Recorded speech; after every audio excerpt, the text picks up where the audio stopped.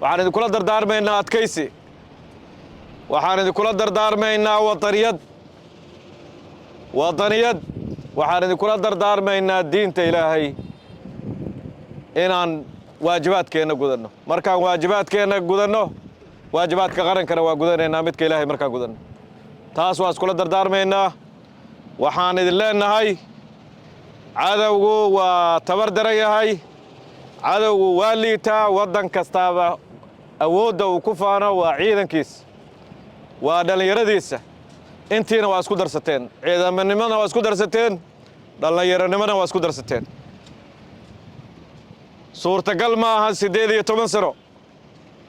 in ilmo yar oo kaba dacasa wata iyo sandal isqarinaya gafuurkooda qarinaya waalidkood ku soo caasiyay diinta islaamku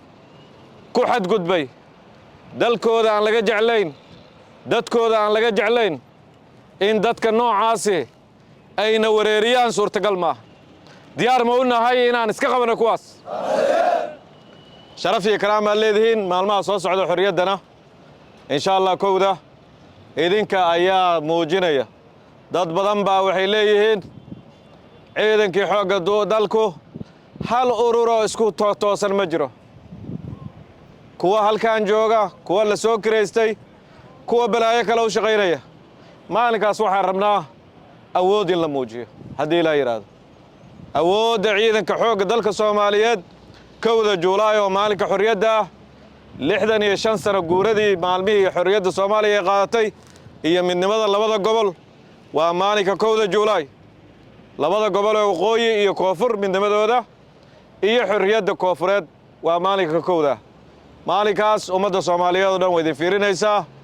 waxaa la rabaa adkaysi waa naqaanaa waqti dheer baa la taagnaanayaa waxaa laga yaabaa cuntadu inay qalab noqoto waxaa laga yaabaa biyuhu inay qalab noqdaan waxaa laga yaabaa duruuftii xoogaa inay si ahaato laakiin maalinkaas waxaan rabnaa adkaysi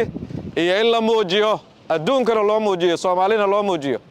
awoodda ciidanka xoogga dalka diyaar waa la yahay